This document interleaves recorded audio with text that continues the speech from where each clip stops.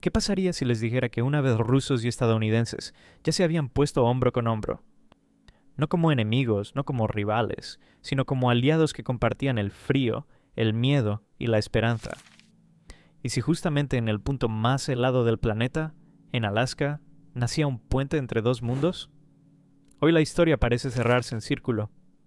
Allí donde alguna vez se trasladaban aviones por la ruta Alaska-Siberia, se encuentran ahora los líderes del siglo XXI. ¿Pero significa esto una nueva alianza o un nuevo juego? Miren este video hasta el final, y verán por qué el pasado puede volver a convertirse en nuestro futuro. Cuando hablamos de la Segunda Guerra Mundial, la mayoría de las veces recordamos las batallas bajo Moscú, la epopeya de Stalingrado o el desembarco de los aliados en Normandía. Pero tras bastidores existía otro frente, el frente del suministro, sin el cual el desenlace de la guerra podría haber sido completamente distinto. Ese frente se llamaba Lend-Lease.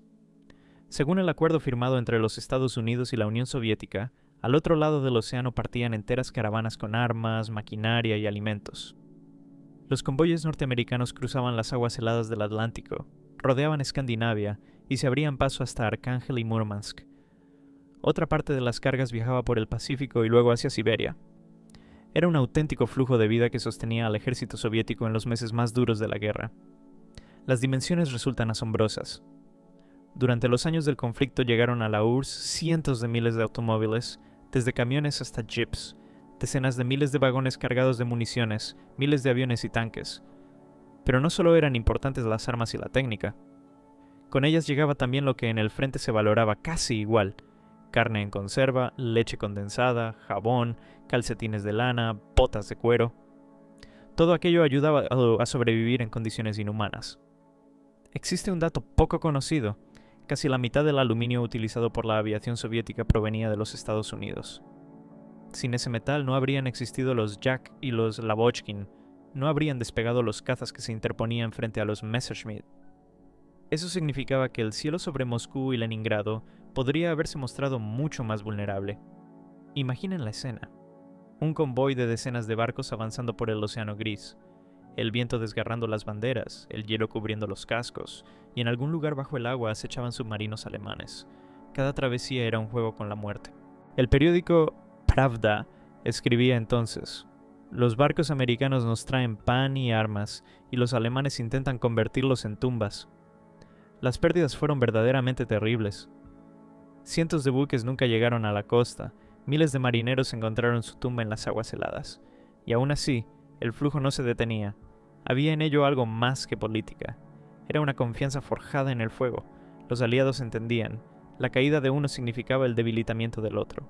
Un detalle curioso: junto con las cargas también llegaban a la Unión Soviética símbolos culturales de América. En Siberia se probó por primera vez, de manera masiva, la carne de cerdo enlatada, que los soldados bautizaron como el Segundo Frente. Allí también se escuchó hablar por primera vez de la Coca-Cola, que fabricaban transparente especialmente para Stalin, para que pareciera vodka. Y lo más importante, no se trataba solo de abastecimiento, era un lazo de destinos. En los lejanos pueblos siberianos aparecían camiones norteamericanos, y la gente los miraba como un milagro de la técnica. Conductores acostumbrados a una vida casi hambrienta no podían creer lo que veían al encontrarse con cajas enteras de chocolate o cigarrillos frescos. El Lend-Lease se convirtió en ese puente que unía dos mundos. Un puente construido no por diplomáticos ni políticos, sino por marineros, obreros y soldados. Cada caja de carne en conserva, cada tanque, cada par de botas se transformaban en un símbolo de que incluso países completamente distintos podían tenderse la mano cuando la amenaza era común y la muerte miraba de frente a todos. Esos barcos eran barcos de esperanza, y aunque por su carga luego se pagó con largas negociaciones y miles de millones de dólares, en aquel momento su valor era mucho mayor, compraban tiempo y salvaban vidas. Si en los puertos de Arcángel y Múrmansk podían encontrarse los convoyes con suministros, otra ruta, mucho más silenciosa y casi mística, se extendía en el cielo. La llamaban Alaska-Siberia. Los pilotos trasladaban aviones norteamericanos a través de los espacios infinitos del Ártico, y esa ruta se convirtió en una de las operaciones más arriesgadas de la Segunda Guerra Mundial. El recorrido comenzaba en la pequeña ciudad de Great Falls, en el estado de Montana. Desde allí los aviones volaban hacia el norte, a Canadá, luego atravesaban los aeródromos helados de Alaska, y desde allí cruzaban a Chukotka y Siberia. Era un puente aéreo de miles de kilómetros que atravesaba las tierras más frías y desiertas del planeta. Pilotos soviéticos y norteamericanos trabajaban codo a codo. Los estadounidenses trasladaban los aviones hasta Fairbanks, y allí las tripulaciones soviéticas tomaban el control y llevaban las máquinas a través del estrecho de Bering y más allá, siguiendo la cadena de aeródromos en Yakutsk, Krasnoyarsk y Alma-Ata. En esencia, era una especie de relevo en el que de la resistencia de cada uno dependía el destino de un ejército entero. Las condiciones eran inhumanas. Imaginen un vuelo sobre un desierto blanco y silencioso, sin carreteras, sin ciudades, solo ríos helados y escarpas. Si un avión se estrellaba, las posibilidades de sobrevivir eran casi nulas. El frío llegaba a 40 e incluso 50 grados bajo cero, los dedos se congelaban al contacto con el timón, el combustible se espesaba en los tanques. Los pilotos sabían, cualquier fallo del motor conducía a la muerte. Durante los años de la guerra, por esa ruta se trasladaron más de 8.000 aviones, pero no todos llegaron al frente. Decenas de aparatos desaparecieron en medio de las ventiscas, se precipitaron en los bosques o en la tundra. Los nombres de los pilotos caídos hoy solo los conocen los investigadores. En algún lugar de Yakutia, aún se pueden encontrar cruces de madera sin inscripciones, colocadas en los sitios de los accidentes. En la memoria de los habitantes locales, aquellos hombres extranjeros permanecieron como héroes que la tierra acogió para siempre. Uno de los pilotos escribió en su diario: «Volábamos hacia la eternidad. Bajo nosotros yacía la silenciosa Siberia, y solo el viento helado nos recordaba que aún estábamos vivos». Estas palabras transmiten mejor que nada la atmósfera de aquella ruta. Un vuelo donde la propia naturaleza se convertía en el enemigo principal, pero también había momentos luminosos. Pilotos soviéticos y norteamericanos, al encontrarse en los aeródromos intermedios, intercambiaban recuerdos, insignias, relojes, paquetes de cigarrillos.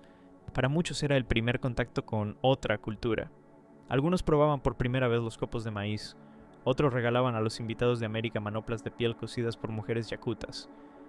En esos pequeños gestos nacía un vínculo humano no previsto por ningún tratado diplomático. Un dato poco conocido: gracias a esta ruta llegaron a la Unión Soviética los más modernos aviones norteamericanos, los cazas Airacobra.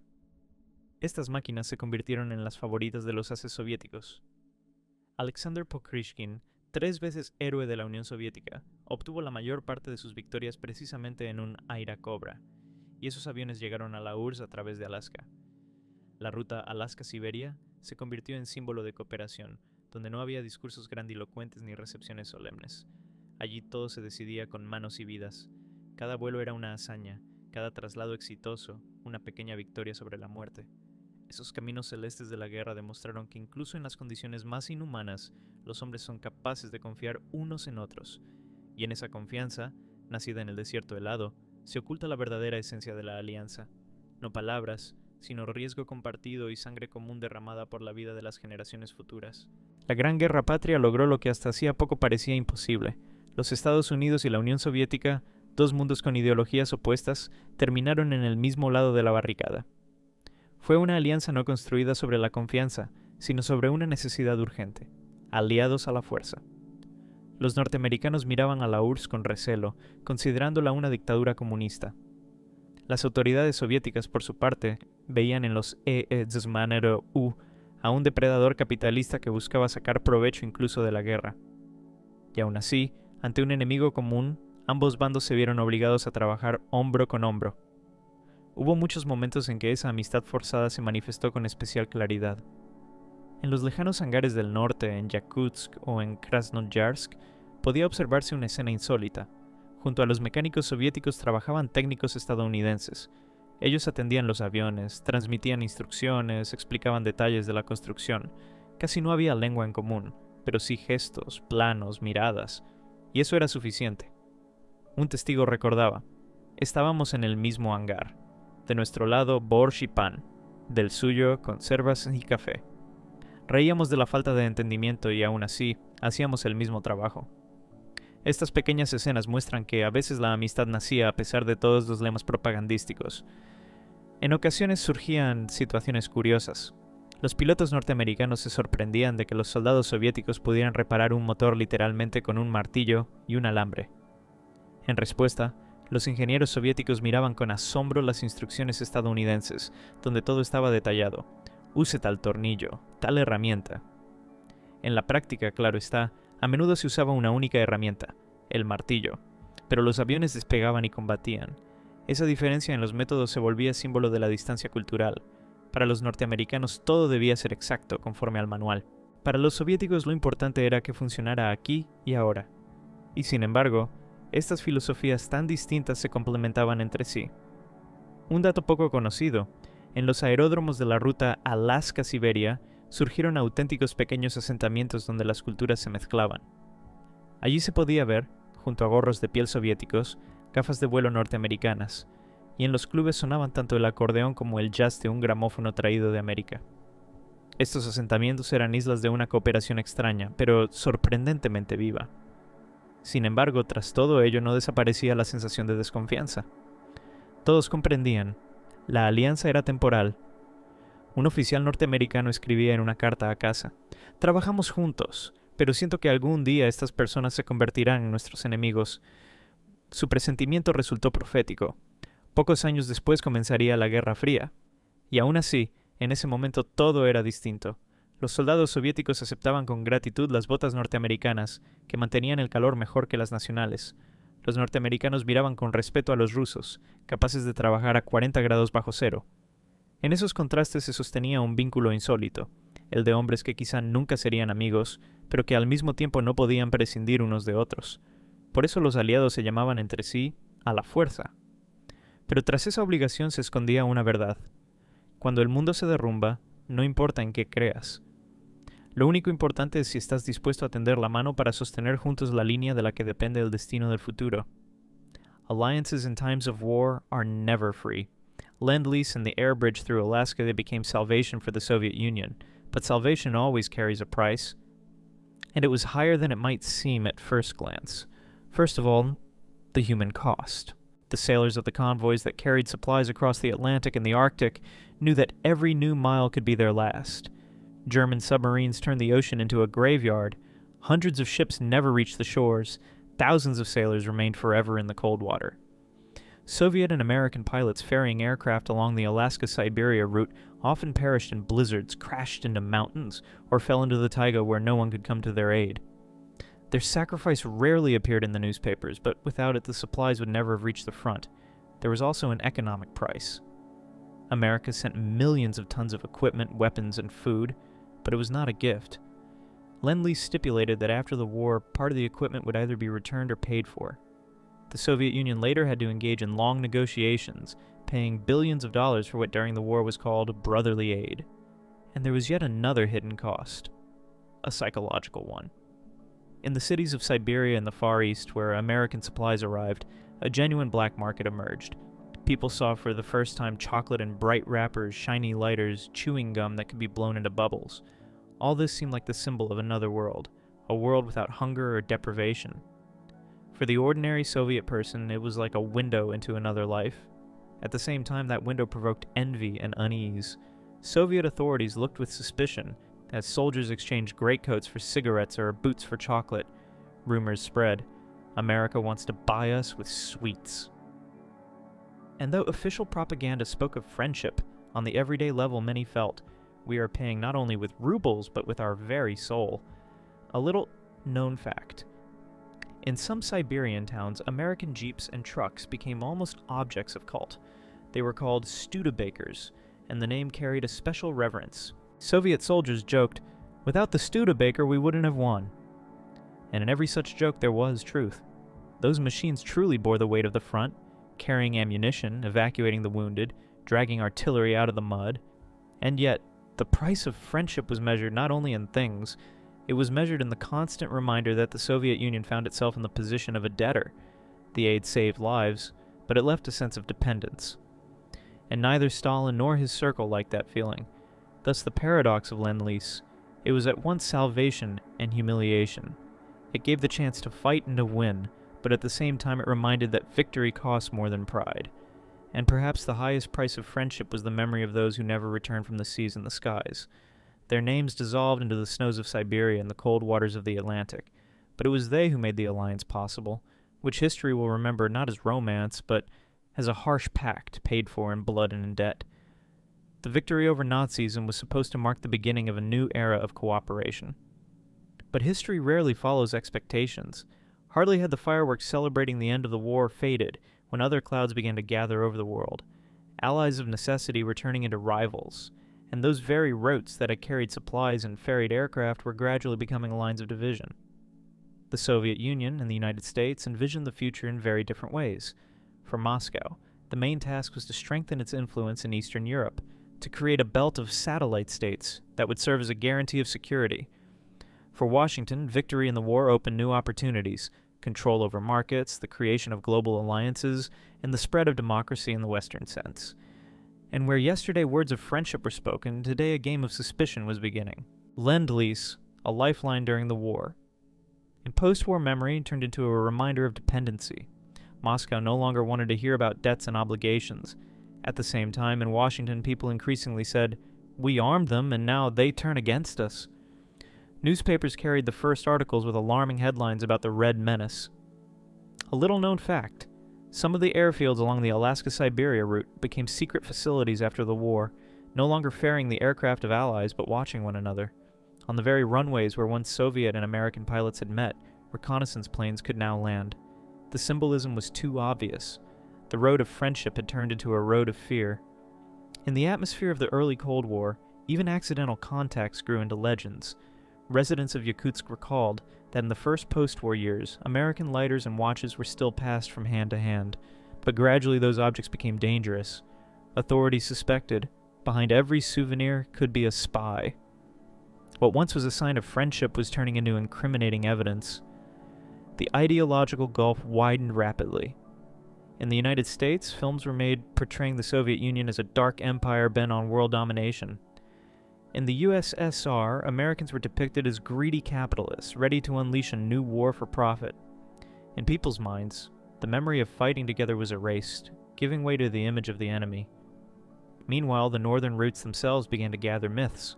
Veterans remembered sharing bread and cigarettes, but the new generations knew something different, that across the ocean was the enemy. This contrast was especially bitter for those who had once flown over the ice or welcomed American convoys in Arkhangelsk. Their personal memory clashed with official history. And yet, within the depths of this cold hostility remained a trace of the former alliance. People understood, if once it had been possible to stand shoulder to shoulder against a common enemy, then theoretically it could be possible again. But politics rarely listens to memory. It lives by fear, calculation, and power. The shadows of the Cold War fell upon the North, and Alaska, once the gateway of friendship, was becoming a symbol of the frontier. Where yesterday a hand was extended, today a wall of mistrust was built, and that wall stood for decades, shaping the destiny of an entire generation. History loves to repeat itself, and sometimes it chooses the most unexpected of stages. Alaska, a land of eternal cold, seems distant and silent, yet it is here that past and present collide head-on. In the 25th year of the 21st century, the world once again turns its gaze to this land, for it is here that negotiations are taking place, which may alter the global balance of power. The meeting between Donald Trump and Vladimir Putin in Alaska became an event no one could ignore. Two leaders whose nations had been set against one another for decades chose for their dialogue the very place where, during the Second World War, a bridge of alliance was built. The symbolism is too obvious to be mere coincidence. Where once aircraft were ferried along the Alaska-Siberia route, today new rules of the game are being discussed. Why Alaska? For America, it is the land separated from Russia by nothing more than the Bering Strait. For Moscow, it is a reminder that once upon a time this was the very place from which the road of aid began, a route that saved millions of lives. Here among the ice and the winds, history was already being written, turning enemies into allies. Perhaps that is why Alaska once again becomes the stage for negotiation today. The scene appears almost theatrical. Snow-covered peaks, stern security details, cameras of the world's television networks. Inside closed halls, two politicians speak of the future, while beyond those walls the world watches in suspense. What is being born before our eyes? A new alliance? Or yet another illusion? An unexpected paradox. The place of the meeting dictates the atmosphere itself. Alaska is not only a symbol of wartime friendship, but also a symbol of Cold War division. Every gesture, every photograph here is read twice over. A smile is taken as a promise, a pause as a threat. And perhaps this is the very essence of choosing this location, to show that history is still alive and watching every move. For audiences on both sides of the ocean, this meeting became a reason to remember. In the United States, many recalled that once they had already come to the aid of the Russians, and that aid saved the world from Nazism. In Russia, people reminded each other that without American convoys and aircraft, history might have taken a very different turn. But with those memories returned of old fears, would the scenario of the Cold War repeat itself when yesterday's allies once more became enemies? A little-known detail. Before the negotiations, the Russian and American delegations laid wreaths at the monument to the pilots who perished ferrying aircraft along the Alaska-Siberia route. That gesture looked like an acknowledgement of a shared history written in blood, and it revealed that the past, however contradictory, still holds the power to unite. In the 25th year, Alaska became more than a geographical point. It turned into a symbol of the question facing humanity. Can enemies once again become allies when the world teeters on the edge of catastrophe?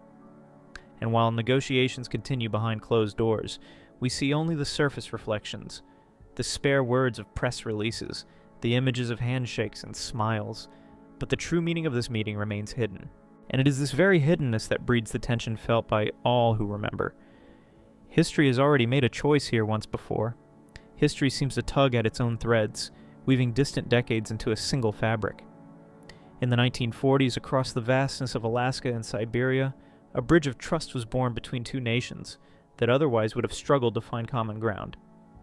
And now, in the 25th year of the 21st century, the world once again turns its gaze there, as if to test whether humanity is capable of learning from the past, or doomed to walk in circles once more. When Soviet and American sailors perished in the icy waters of the Atlantic, when pilots were lost in the white emptiness of Siberia, no one was thinking of future politics.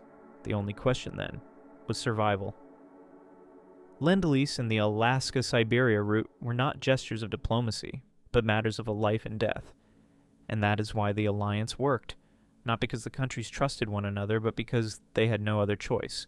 Today, the situation is different, yet eerily similar. The world again stands at the threshold of global conflict.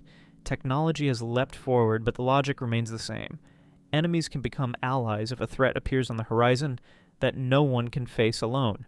The only question is what leaders see on that horizon, an opportunity to unite, or a reason to begin a new race. In this context, Alaska is not merely a place of negotiations, but a symbol of a crossroads. Here once cultures, perspectives, and even destinies converged. Here among ice and wind, an alliance was forged that helped to break the back of Nazism. And today, this same land may become the place where it is decided. Will the world move toward cooperation or toward a new Cold War? It is striking that the people of Alaska and Chukotka themselves, descendants of those who once welcomed convoys or watched the ferrying planes, speak of it today as a memory that seems to come alive.